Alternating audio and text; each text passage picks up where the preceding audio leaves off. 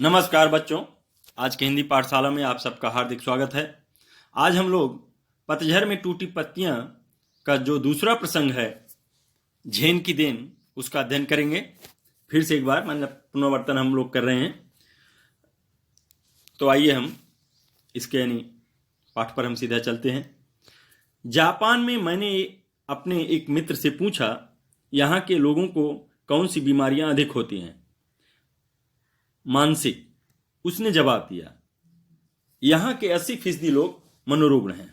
मतलब उनके मित्र ने बताया कि यहाँ के लोग जो है मानसिक बीमारी से अधिक ग्रस्त रहते हैं। इसकी क्या वजह है? कहने लगे, हमारे जीवन की रफ्तार बढ़ गई है। यहाँ कोई चलता नहीं बल्कि दौड़ता है, कोई बोलता नहीं बकता है। हम जब अकेले पढ़ते हैं तब अपने आप से लगातार बड़बड़ाते रहते हैं। अमेरिका से प्रतिस्पर्धा करने लगे। 1 महीने में पूरा होने वाला काम 1 दिन में ही पूरा करने की कोशिश करने लगे। वैसे भी दिमाग की रफ्तार हमेशा तेज ही रहती है। उसे स्पीड का इंजन लगाने पर वह 1000 गुना अधिक रफ्तार से दौड़ने लगता है। फिर एक क्षण ऐसा आता है जब दिमाग का तनाव बढ़ जाता है और पूरा इंजन टूट जाता है। यही कारण है कि जिससे मानसिक रोग यहाँ बढ़ गए हैं। कुछ यहाँ शब्दार्थ दिए गए हैं। फीसदी यानी प्रतिशत, मनोरोग, मानसिक रोग, मानसिक बीमारी यानी रफ्तार यानी तेजी, प्रतिस्पर्धा प्रतियोगिता यानी मुकाबला, तनाव द्वेष की स्थिति या टेंशन कहें। अब लेखक ने जापान के अपने एक मित्र से पूछा कि वहां के लोगों को सबसे अधिक कौन सी बीमारियां होती हैं। मतलब ये इस व्याख्या कर रहा हूं, आपको बता रहा हूं। मतलब इस पर लेखक के मित्र ने जवाब दिया कि जापान के लोगों को सबसे अधिक मानसिक बीमारी का शिकार होना पड़ता है। जापान के 80% लोग मानसिक बीमारी से ग्रस्त हैं। लेखक के इस मानसिक बीमारी के इतने अधिक होने की वजह पूछने पर लेखक के मित्र ने उत्तर दिया कि उनके जीवन की तेजी और से अधिक यानी औरों से अधिक है। जापान में कोई आराम से नहीं चलता बल्कि दौड़ता है, अर्थात सब एक दूसरे से आगे जाने की सोच रखते हैं। जापान में कोई भी व्यक्ति आराम से बात नहीं करता। वे लोग केवल काम की ही बात करते हैं। यहां तक कि जब जापान के लोग कभी अपने आप को अकेला महसूस करते हैं तो वे किसी और से नहीं बल्कि अपने आप से ही बातें करते हैं। जापान के लोग अमेरिका से प्रतियोगिता में लग गए हैं, जिसके कारण वे 1 महीने में पूरा होने वाला काम एक ही दिन में ही खत्म करने की कोशिश करने लगे। वैसे भी दिमाग हमेशा तेज ही रहता है और अगर उसमें स्पीड का इंजन लगा दिया जाए तो उसकी रफ्तार में कई 1000 गुना तेजी आ सकती है और वह दौड़ने लगता है। फिर एक समय ऐसा भी आता है जब दिमाग थक जाता है और टेंशन में आकर पूरा इंजन टूट जाता है। यही कारण है कि जापान के लोगों में मानसिक बीमारी इतनी अधिक फैल गई है। कुछ यहाँ शब्दार्थ दिए गए हैं जो आपकी पुस्तक में भी हैं।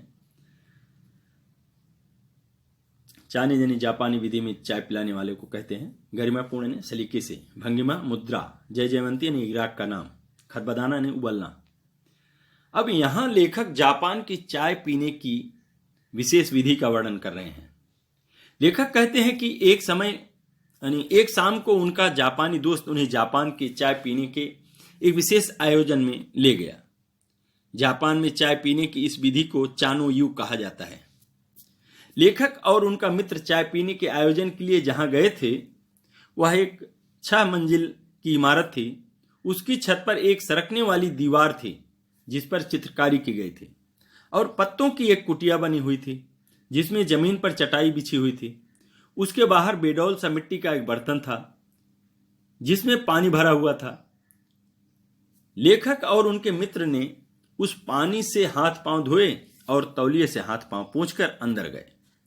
अंदर चाय देने वाला एक व्यक्ति था जिसे चाइनीज कहा जाता है। वह लेखक और उनके मित्र को देखकर खड़ा हो गया। कमर झुकाकर उसने लेखक और उनके दोस्त को प्रणाम किया। उसने जापानी भाषा में बोला कि दोजो, अर्थात आइए तशरीफ लाइए, ऐसा कहकर उनका स्वागत किया। उसने उन्हें बैठने की जगह दिखाई, अंगीठी को जलाया और उस पर चाय बनाने वाला बर्तन रख दिया। वह साथ वाले कमरे में गया और कुछ बर्तन लेकर आया, फिर तौलिए से बर्तन साफ किए। ये सारा काम उस व्यक्ति ने बड़े ही सलीके से पूरा किया और उसकी एक मुद्रा या काम करने के ढंग से लगता था कि जैसे जय जयवंती नाम के राग की धुन गूंज रही हो। उस जगह का वातावरण इतना अधिक शांत था कि चाय बनाने वाले बर्तन में उबलते हुए पानी की आवाजें तक सुनाई दे रही थी। चाय तैयार हुई, उसने वह प्यालों में भरी, फिर वह प्याले हमारे सामने रख दिए गए,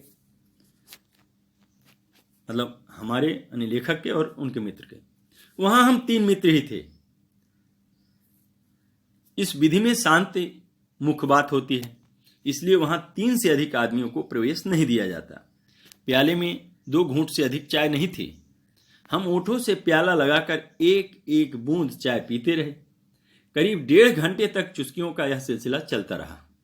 पहले 10-15 मिनट तो मैं उलझन में पड़ा, फिर देखा दिमाग की रफ्तार धीरे धीरे धीमी पड़ती जा रही है। थोड़ी देर में बिल्कुल बंद भी हो गई। मुझे लगा मानो अनंत काल में मैं जी रहा हूं। यहां तक कि सन्नाटा भी मुझे सुनाई देने लगा। चुस्की माने ओंठों से कोई तरल पदार्थ थोड़ा थोड़ा तथा धीरे धीरे करके पीने की क्रिया का भाव, सिलसिला मतलब क्रम, उलझन यानी असमंजस की स्थिति, अनंत काल मतलब कि कभी खत्म न होने वाला समय, सन्नाटा ने मौन या शांति कहें। अब यहां लेखक जापान के चाय पीने के समारोह में अपना पहला अनुभव व्यक्त कर रहा है। क्या महसूस किया वो? लेखक कहते हैं कि चाय बनाने वाले ने चाय तैयार की, उसने चाय को प्यालों में भरा और फिर उन प्यालों को लेखक और उनके मित्रों के यानी मित्र के सामने रख दिया। वहां लेखक और उनके मित्रों के अलावा कोई नहीं था।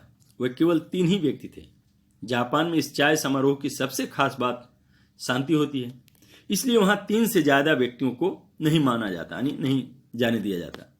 उन चाय के प्यालों में 2-2 घूंट से ज्यादा चाय नहीं थी। लेखक और उनके मित्र प्यालों को अपने ओठों से लगाकर एक एक बूंद चाय पी रहे थे।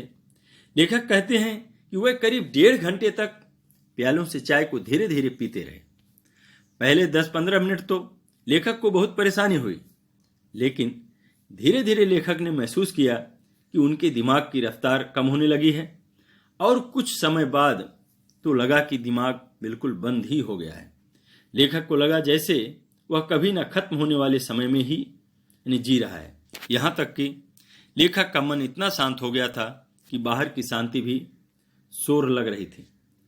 अक्सर हम या तो गुजरे हुए दिनों की खट्टी मिट्टी यादों में उलझे रहते हैं या भविष्य के रंगीन सपने देखते रहते हैं।